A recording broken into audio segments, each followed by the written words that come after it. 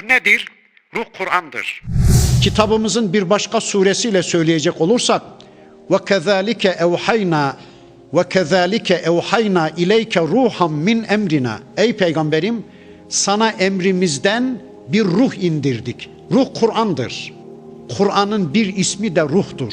Ne demek o? Yani ruh insanı diri tutan şeydir ya, Kur'an da insanı diri tutan, canlı tutan, insanı hidayete ulaştıran vahiydir.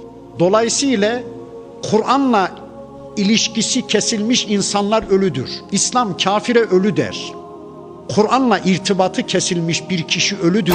İslam kafire ölü der. Kur'an'la irtibatı kesilmiş bir kişi ölüdür.